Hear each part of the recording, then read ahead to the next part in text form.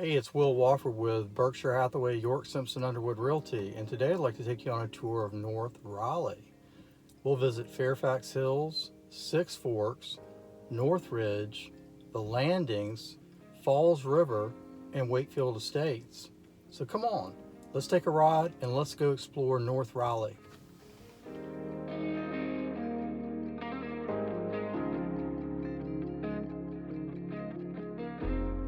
Okay, as we begin our tour of North Raleigh, we'll start with Fairfax Hills. Fairfax Hills location is the closest to North Hills, so it barely is inside of the North Raleigh map.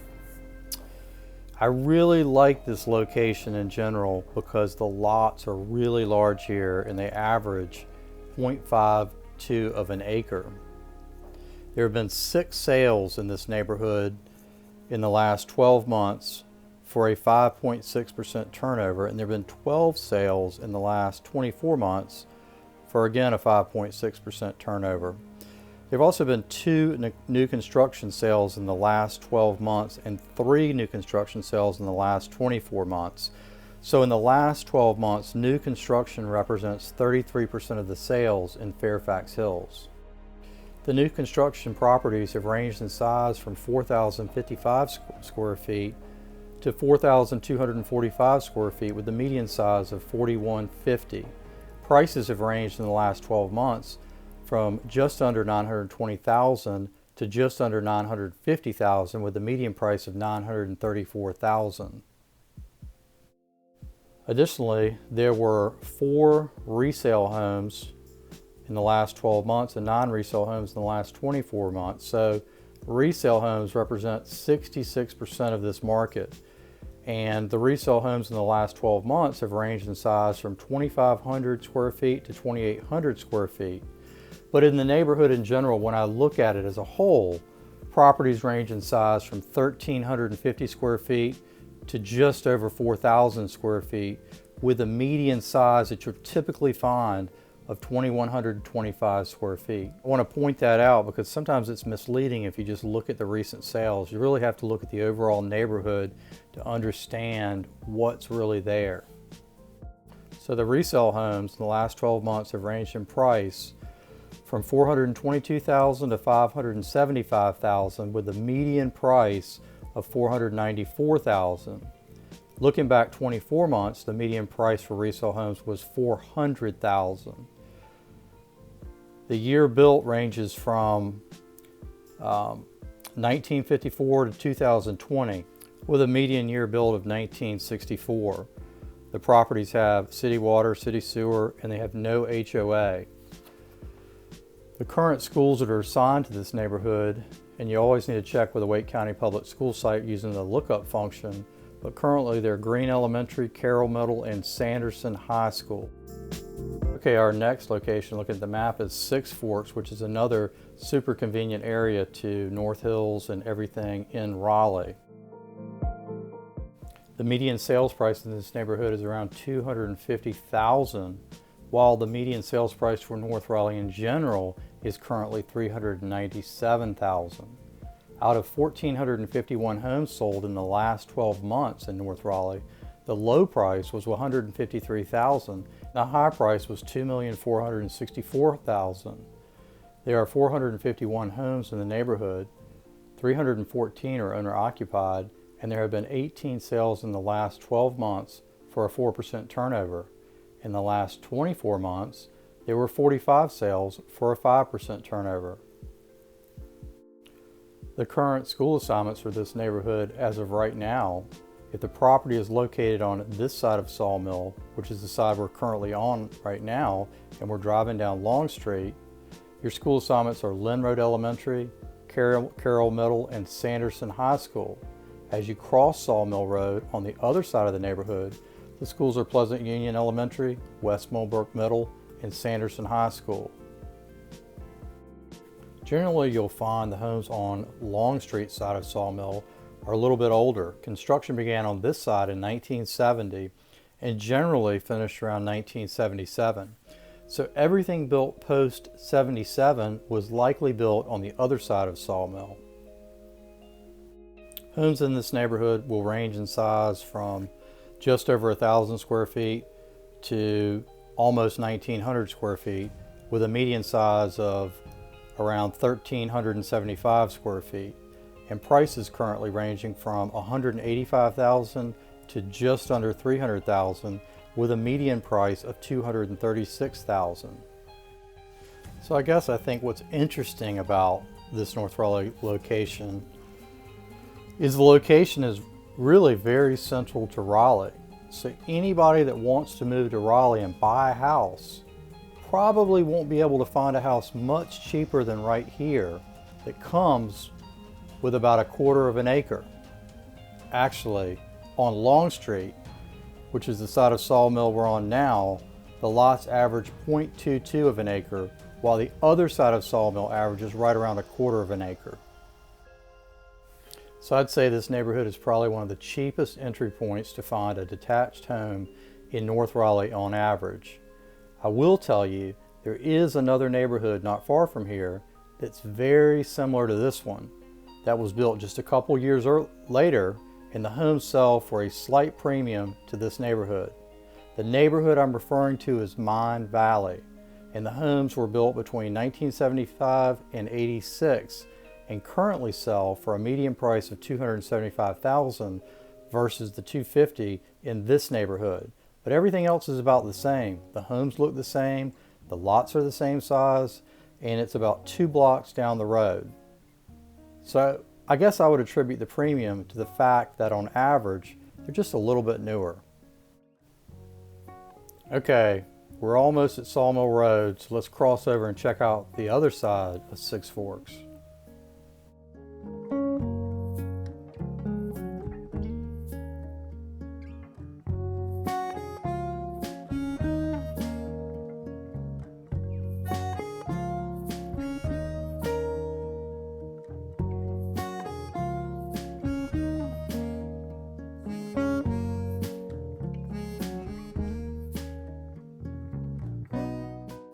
The homes on this side were generally built a few years later, and the median price point is slightly higher.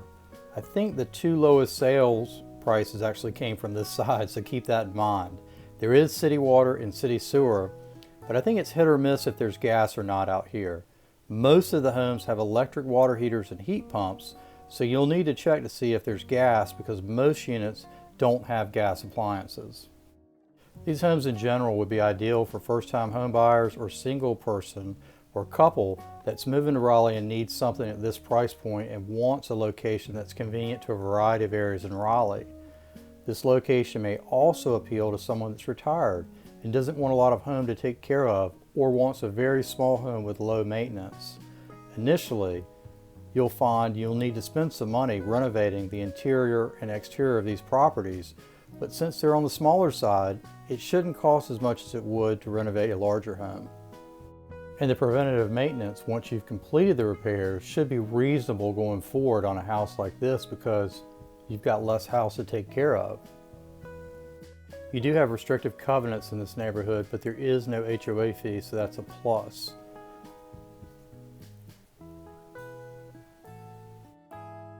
One thing to keep in mind if you're considering this neighborhood, about half of the homes have 3 bedrooms with 1 full bath and 1 half bath. The other half mostly has 3 and sometimes 4 bedrooms with 2 full baths but doesn't have a half bath. If I was looking for a rental property, I'd try to get one probably with 2 full baths. I think 2 full baths would probably be more appealing and would likely rent a little bit easier, but of course I can't say that for sure. I should also mention there's some challenging topography in the subdivision, and some of the lots are flat while others are on the steep side. Some have driveways with a steep slope up or down, which could negatively affect the resale of the property. So be sure to pay close attention to the topography of the lot when you consider a property in this neighborhood. But in general, I think the subdivision is of value for first-time home buyers or anyone that needs housing at an affordable price point with a central North Raleigh location.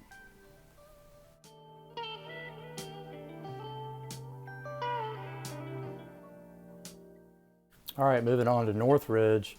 Northridge is a really large area with a variety of homes and prices. We'll start off at Northridge Country Club, which is right off Hunting Ridge Road at Falls of Neuse in Raleigh. This private country club has 2 really nice 18-hole golf courses, complete with fine dining and casual dining restaurants, as well as a pool area and banquet facilities. So you really get everything you would expect from a top-tier country club. As we move down Hunting Ridge Road, we're going to stop at a number of courts or cul-de-sacs on the way, and you'll see when we pull in, the majority of older homes that back up to the golf course are being torn down and being rebuilt with new construction homes. There have been 4 new construction sales in the last 12 months in Northridge. The properties have ranged in size from 3,600 to 7,400 square feet, with a median size of just under 5,000 square feet. The prices have ranged from $850,000 to just under $2.5 million, with a median price of $1.5 million. There have been 40 resale homes sold in the last 12 months.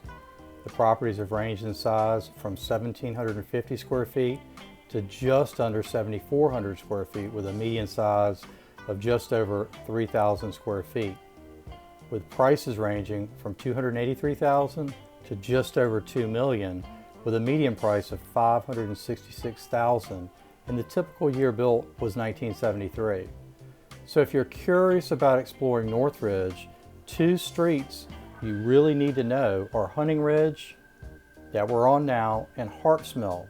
Both of these streets run straight down the golf course, and they begin at Falls of Neuse and end on Litchford Road. So they cut all the way through the course. Currently, we're on Hunting Ridge Road, and we're at one of my favorite parts of the road. As we get up to the top of this hill, you can see the golf course on both sides of the road, where you can see multiple holes on both sides, so it's a really beautiful view. As we turn into Northridge Drive, this is probably one of my favorite streets in Northridge, because the golf course is on both sides of the street, all the way down the street, and this is just a really nice street. You will find some older homes here, and in my opinion, these are opportunities to get a nice home that you could renovate yourself and have a really nice place to live while avoiding the price of a new construction home. There are 1,042 homes in Northridge, and of those homes, 921 or 88% are owner-occupied.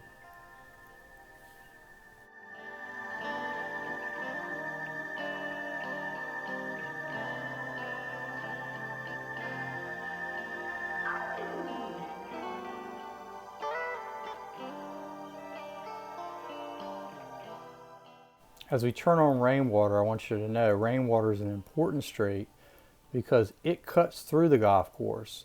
So you got Hunting Ridge and Harps Mill that go down the golf course from Falls of the Neuse to Litchford, and you've got Rainwater that cuts across the course. All right, as we're turning in on Manor Oaks Drive, which is directly across Hunting Ridge from the landings, this is a newer community that was built around 1994. All the homes on the left are on the golf course, and the homes here are about 26 years old. Some of the homes have been updated, and you can get these homes at a significant discount to the newer construction homes.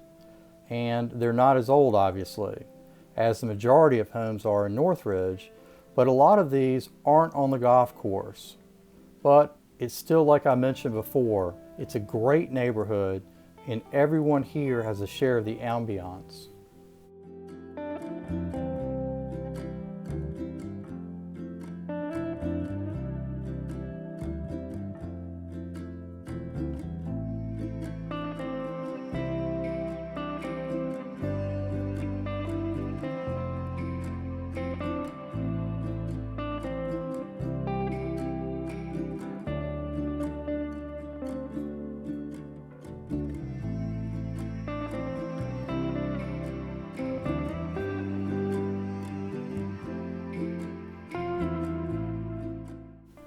As we move back up Hunting Ridge, we'll take Rainwater again, our go-to cut-through street, and I'll show you a couple of really neat streets.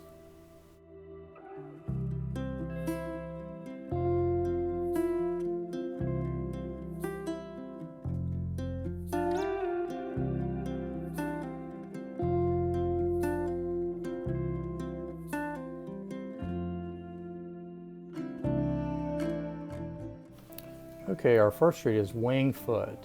All of the homes on Wingfoot on the left, or the majority of those, are on the golf course. And Wingfoot is a really neat street because, as I said, all the homes on the left are on the golf course, and the homes on the right, they kind of overlook the golf course or still have a view. It's a great area in general, but a lot of these homes that are off the golf course can be purchased at a significant discount. And remember, you're still part of a really nice community that's really well manicured 365 days a year with no HOA fee. Moving up Wingfoot, we're going to dead end on Haymarket and take a left, and we'll take this road to Harps Mill.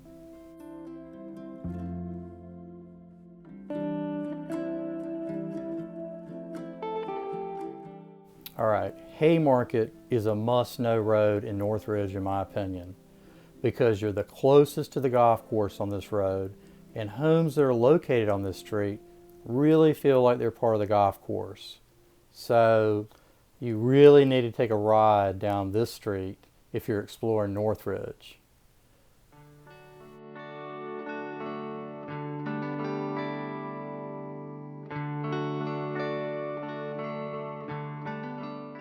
Okay, we're on Harps Mill now, headed up toward Falls of Noose Road. And all the homes you see on the right are not on the golf course, but some of them do overlook the golf course across the road, but none, as I said, are on the golf course. What's important is all the homes on the right and all the streets that connect to Harps Mill on the right sell at a discount because they're obviously not on the golf course. But I do think these homes present a good opportunity to purchase property in a nice neighborhood that's appreciating at a nice pace right now. So I'm going to show you Plateau Street, for example. On this street, there have been 2 sales in the last 24 months. Both were very close to 2,200 square feet, and both sold around $378,000 quickly in less than 5 days on the market, and both had just over half-acre lots. So I think my point here is, if you're looking for a home in Raleigh, homes in Northridge that are not on the golf course may represent an incredible opportunity to get a home at a reasonable price in a great neighborhood.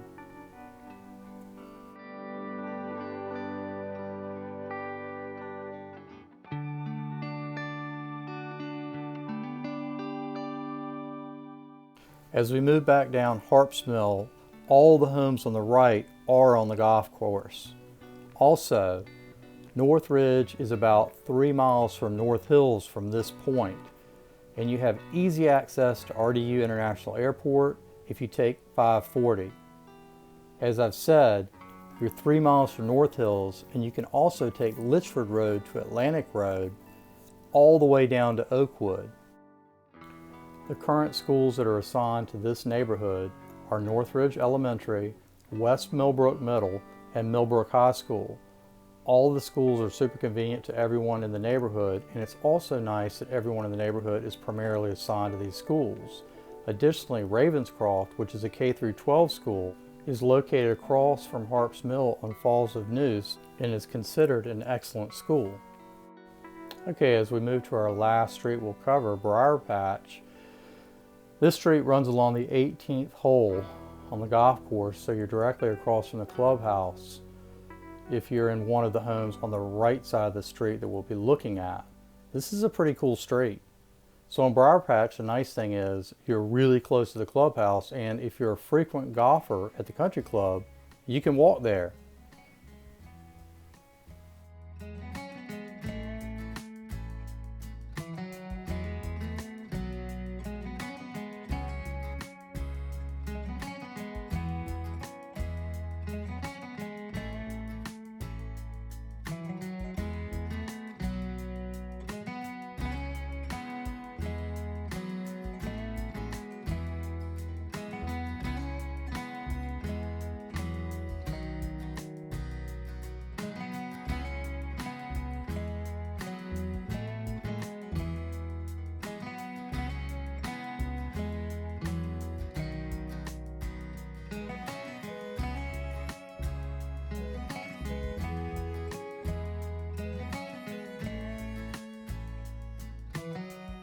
Okay, moving on to the Landings. This is a townhome community that some people consider to be in Northridge, and a majority of the townhomes are on the golf course.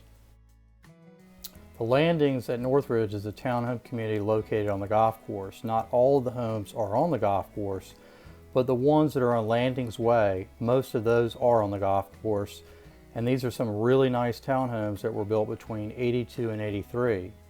Many of these townhomes have been renovated, and there have been 2 sales in the last 12 months, which represents a 2% turnover.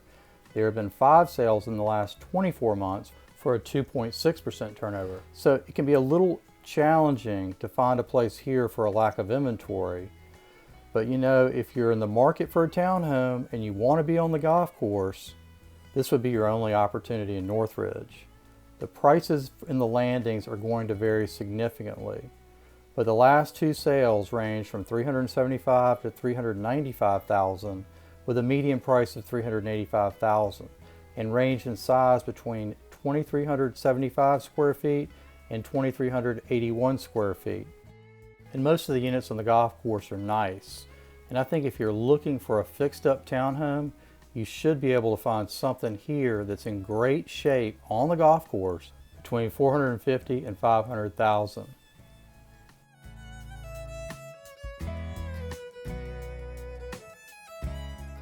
As we move down Hunting Ridge, if you look to the right, you'll see the Landings townhomes.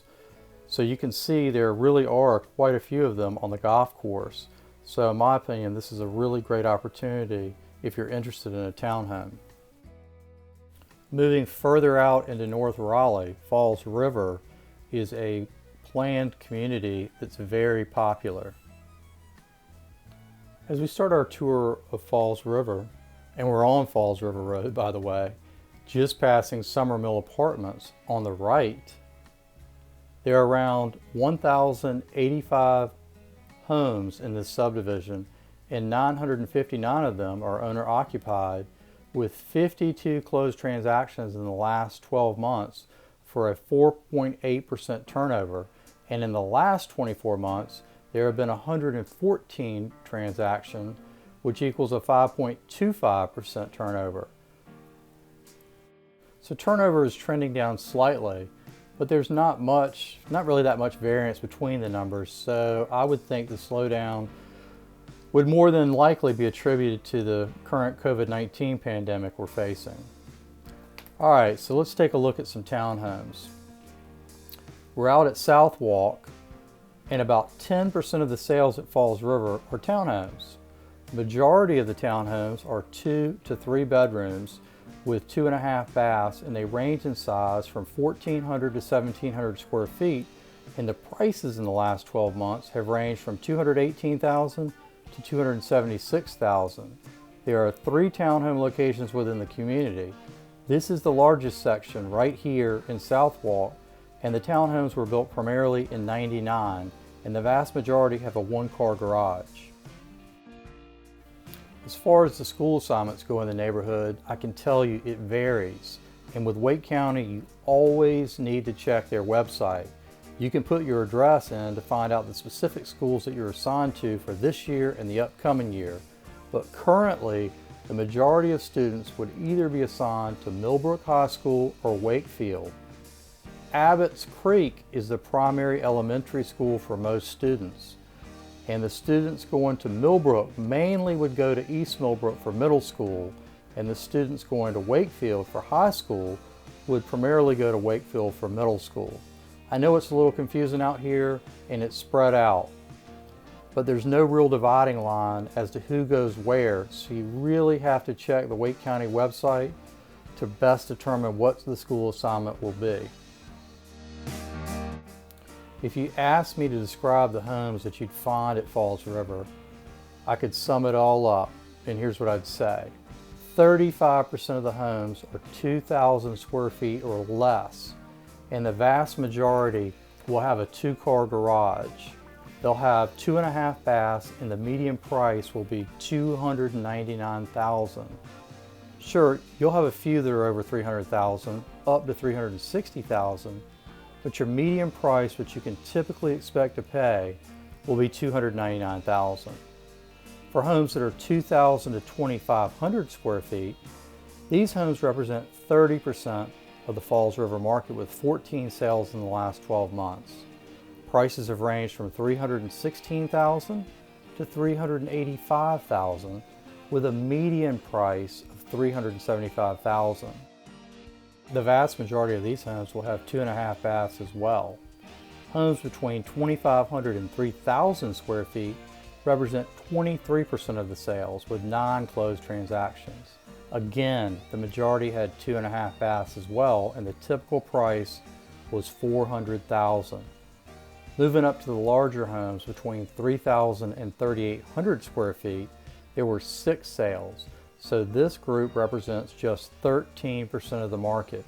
And the majority of these homes have 3.5 baths and a median price of $450,000. All of the homes typically have a 2-car garage, but you have a wide variation in styles, including bungalows, craftsman, 2 stories, traditionals, cottages, and ranches, to name a few.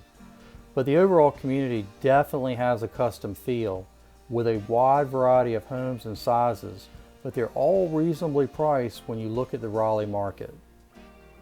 And by that I mean, with $460,000 being the high at Falls River, this is moderately priced housing, and the typical home you're going to find here is 2,200 square feet for $360,000 with a 2-car garage, 2.5 baths, that's 3 to 4 bedrooms on just under a 1/4 acre lot. Also, the HOA for the detached homes is currently $310 per year. If I had to describe what it's like to be in Falls River, here's what I'd say. It's a master planned community. Everything's been carefully designed with lots of attention to detail. And it's definitely beautiful out here. So as we're riding along, you're probably thinking, okay, which sections are more expensive and which neighborhoods are cheaper? And there really isn't any connection there. The answer is no. The prices and sizes of these units are widely dispersed throughout the community.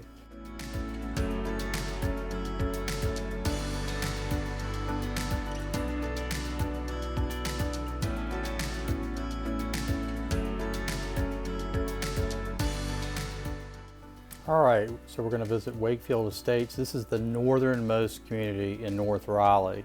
And today we're only going to focus on Wakefield Estates, not the golf course homes. So as we start our tour on Wake Falls Drive, as we're getting ready to turn on Rolling Rock, you'll notice part of the golf course extends across the street onto this side for just this one hole. The majority of these lots are not on the golf course, but they do have large lots with a median size of 1.88 acres.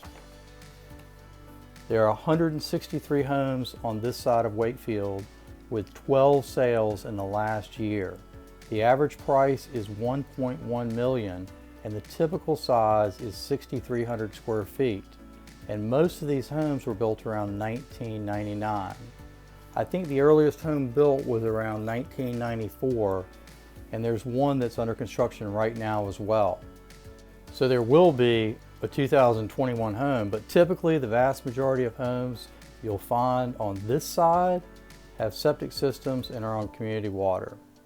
The one new construction home, I believe, is listed with city water and sewer, but that's not the norm.